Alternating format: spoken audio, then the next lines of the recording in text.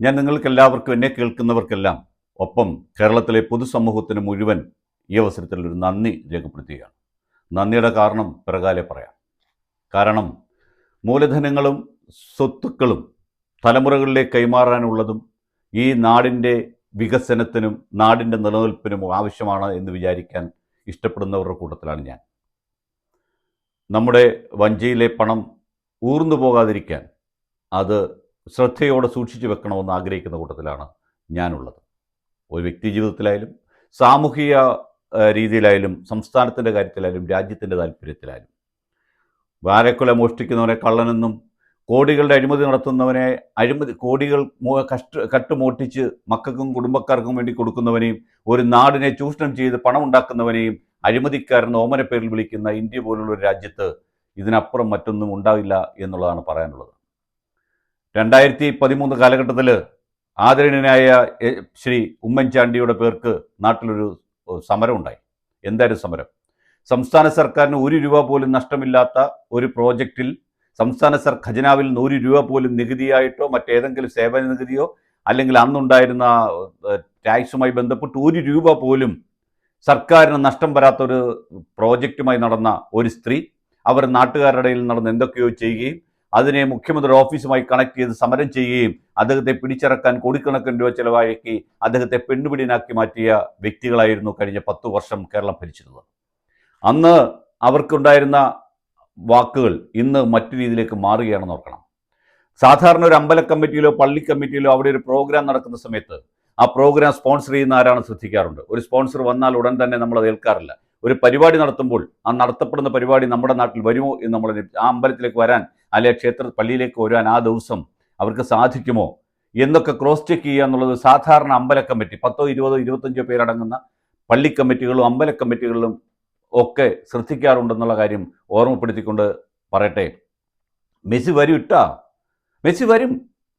ആദ്യം പറഞ്ഞത് റിപ്പോർട്ടർ ചാനലിലെ അഗസ്റ്റിനാണ്. നിങ്ങളോട് ആര് പറഞ്ഞു മെസ്സി വരത്തില്ലെന്ന്?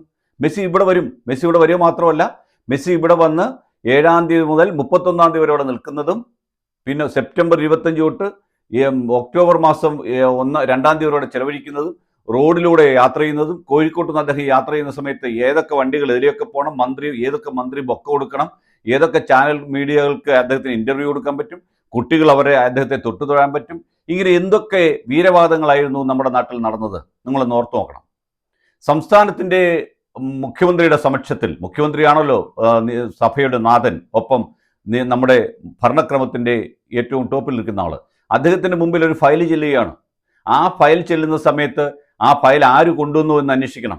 അങ്ങനെ അന്വേഷിക്കാതെ റിപ്പോർട്ടർ ബ്രോഡ്കാസ്റ്റിംഗ് എന്ന കമ്പനിയുടെ അഗസ്റ്റിൻ കൊണ്ടുവന്ന ഒരു പ്രപ്പോസലുമായിട്ടായിരുന്നു ലോകപ്രശസ്തനായ ഫുട്ബോൾ താരം, ഇതിഹാസ താരം മെസ്സിയെ കേരളത്തിലേക്ക് കൊണ്ടുവരാൻ വരുന്നു. അദ്ദേഹം വരും വരും വരും എന്ന് പറഞ്ഞ കാര്യം നിങ്ങൾ ഓർമ്മയുണ്ടാവും. കൊടിയ അഴിമതിയാണ് അതിൻ്റെ പിന്നിൽ നടന്നതെന്നും ആ അഴിമതി പണത്തിൽ ഒരു വിഹിതം പിണറായി വിജയൻ കൈപ്പറ്റിയിട്ടുണ്ടെന്നും അതിലൂടെ പുറത്തേക്ക് അമേരിക്കയിലെ ഒരു സ്വകാര്യ ഏജൻസിയിലേക്ക് കൊടുത്തിരിക്കുന്ന 126 കോടി രൂപ എന്തിന് അവിടേക്ക് കൊടുത്തു എന്നുള്ളതിൻ്റെ അന്വേഷണത്തെ സംസ്ഥാന സർക്കാർ തയ്യാറാകുന്നു എന്ന വാർത്തയാണ് പുറത്തു വരുന്നത്. പറഞ്ഞ് ക്ലിയറെ കാണും. വന്ന് ചോദിച്ച സമയത്ത് തന്നെ എന്താ ചെയ്ത്? എറണാകുളത്തുള്ള കലൂർ സ്റ്റേഡിയം വിട്ടുകൊടുത്തു. അവിടുത്തെ GDC-യുടെ ഇതിലുള്ള ഇത് യാതൊരു കരാറുമില്ലാതെ നവീകരിക്കാൻ വേണ്ടി കൊടുക്കാൻ കാരണം രാമേന്ദ്രൻ പിള്ള എന്ന് പറയുന്ന XMB ആണ് അതിൻ്റെ ചെയർമാൻ. അന്ന് വിട്ടുകൊടുത്തിട്ട് പറഞ്ഞു നീ എന്തോ ഉള്ളിൽ ചെയ്തോളാൻ പറഞ്ഞു. അയാൾ അവിടെ എന്ത് ചെയ്തു എന്നുള്ളതിനെ പറ്റി നോട്ടമില്ല. എല്ലാ ആഴ്ചയിലും അവിടെ പോയി അന്നത്തെ വകുപ്പ് മന്ത്രി കായിക മന്ത്രി അബ്ദുൾ റഹീം അവിടെ പോയിട്ട് കാര്യങ്ങളൊക്കെ ചെയ്യുന്നത് നിങ്ങൾ കണ്ടിട്ടുണ്ടാവും. എന്നിട്ട് ഒരു പത്രസമ്മേളനം നടത്തിപ്പോകും. ആ സമയത്തും റിപ്പോർട്ടർ ചാനൽ അഗസ്റ്റിൻ പറഞ്ഞ എന്താണ്? മെസ്സി വരത്തില്ല. നിങ്ങൾ ആരാ പറഞ്ഞേ? മെസ്സി ഇന്ത്യയിൽ എവിടെങ്കിലും വന്നാൽ, കേരളത്തിലല്ലാതെ വേറെ എവിടെയെങ്കിലും പോയാൽ അവൻ്റെ മുട്ടുകാലല്ലേ ഓടിക്കുമെന്നാണ് പറഞ്ഞത്. നിയമ നടപടി സ്വീകരിക്കുന്ന പറഞ്ഞത്. മെസ്സി ഇന്ത്യയിൽ വരണമെങ്കിൽ മെസ്സി അറിയണ്ടേ ആദ്യം? ലോകത്ത് ഫുട്ബോൾ കൊണ്ടല്ല കായിക രംഗം കൊണ്ട് മാത്രം പ്രവേശന കളികളും ഒക്കെ നടത്തി കായിക തരം മാത്രം നടത്തി കാശുണ്ടാക്കുന്ന അർജന്റീന പോലുള്ള രാജ്യത്ത് അവിടുത്തെ ഗവൺമെൻറ്റോ അവിടുത്തെ ഫുട്ബോൾ ഫെഡറേഷനോ അറിഞ്ഞില്ല മെസ്സി കേരളത്തിലേക്ക് വരാനുള്ളൊരു കരാർ ഒപ്പിട്ടതായിട്ട്. പിന്നെ ആരറിഞ്ഞു? പിണറായി വിജയനും അഗസ്റ്റിനും മാത്രമേ അറിഞ്ഞിട്ടുള്ളൂ ഈ കാര്യം. അതായത് റിപ്പോർട്ടർ ബ്രോഡ്കാസ്റ്റിംഗ് എന്ന കമ്പനി മാത്രമേ ഈ കാര്യങ്ങൾ അറിഞ്ഞുള്ളൂ. അത് മാത്രമല്ല, ഇവിടെ ഇങ്ങനൊരു വ്യാജ കത്ത് കൊടുത്തു എന്നായി പറയപ്പെടുന്നു. വ്യാജ കത്ത് സർക്കാരിന് കൊടുക്കുന്നു.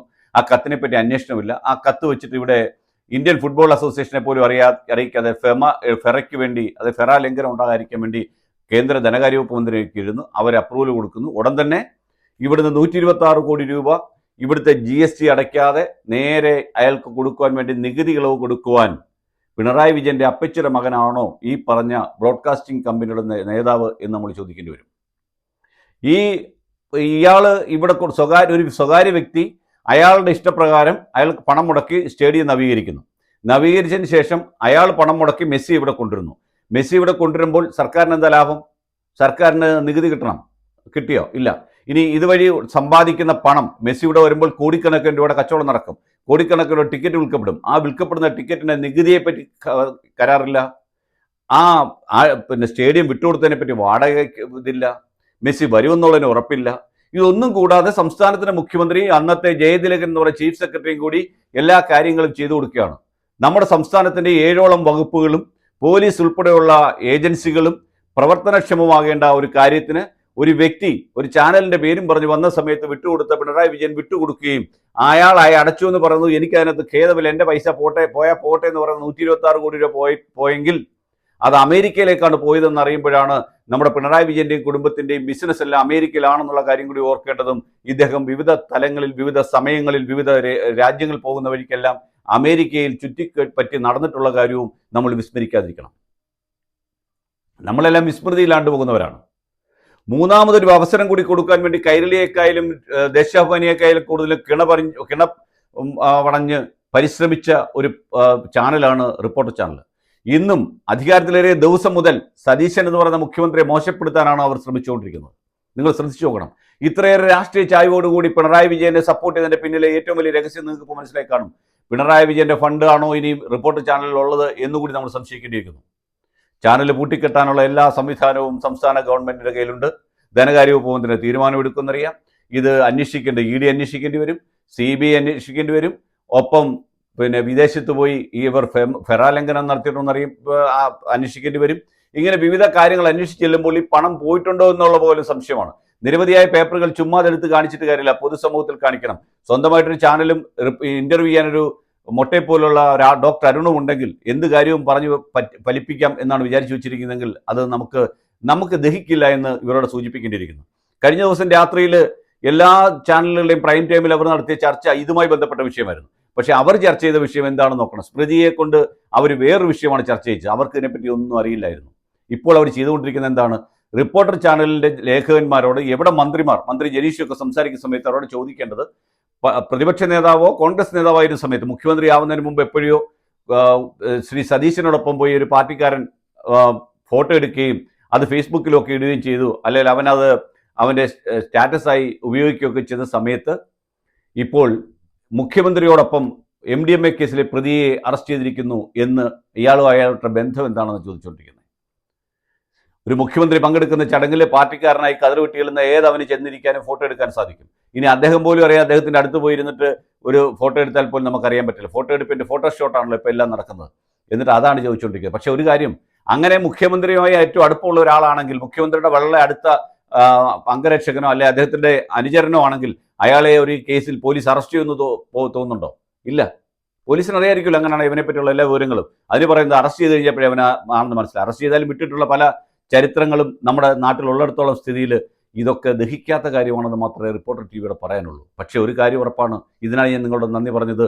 കേരളത്തിൽ ഒരു അവസരം കൂടി പിണറായിക്ക് കൊടുത്തിരുന്നെങ്കിൽ നിങ്ങളുടെ വസ്തുവും വീടും കൂടി അയാൾ വിറ്റ് കാശ് മേടിച്ചേനെയും അതിന് പറ്റിയ ബ്രോഡ്കാസ്റ്റിംഗ് കമ്പനികളും. ഒന്നാലോചിച്ച് നോക്കണം, വെട്ടിൽ മരമുറി കേസിലെ പ്രതിയാണ് ഈ പറഞ്ഞ കക്ഷി.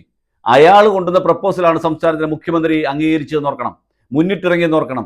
അയാൾ പറഞ്ഞ വാക്ക് പറഞ്ഞിട്ടാണ് മുഖ്യമന്ത്രി മെസ്സി വരും ഇട്ടാ എന്ന് പറഞ്ഞ് അവസാനം എന്തായി? ഇട്ടോ എന്നായി തീർന്നു കാര്യങ്ങൾ എന്നുള്ളതാണ് മനസ്സിലാക്കുന്നത്. എന്തായാലും ഭാഗ്യമുണ്ടെങ്കിൽ പിണറായിക്ക് ഇയാളോടൊപ്പം ഒന്നിച്ച് ജയിലിൽ കിടക്കാൻ അവസരമുണ്ടാകും. അതല്ലെങ്കിൽ എന്തെങ്കിലും തരത്തിലുള്ള ഒത്തുതീർപ്പ് കേന്ദ്ര ഗവൺമെന്റുമായി ഈ പറഞ്ഞ പിണറായി വിജയൻ വീണ്ടും ചെയ്യേണ്ടി വരും. ED വരുമോ എന്ന് ചോദിച്ചാൽ വന്നു എന്ന് മാത്രമേ ഇപ്പോഴുള്ളൂ. അതുപോലെ തന്നെയാണ് മെസ്സി വരുമോ എന്ന് ചോദിച്ചാൽ വരില്ല, അത് ഇട്ടോ ആയി തീർന്നു എന്ന് മാത്രമേ പറയാനുള്ളൂ. ഇതിനാണ് ഞാൻ നിങ്ങൾക്ക് ആദ്യമായി നന്ദി പറഞ്ഞത്. നന്ദി, നമസ്കാരം.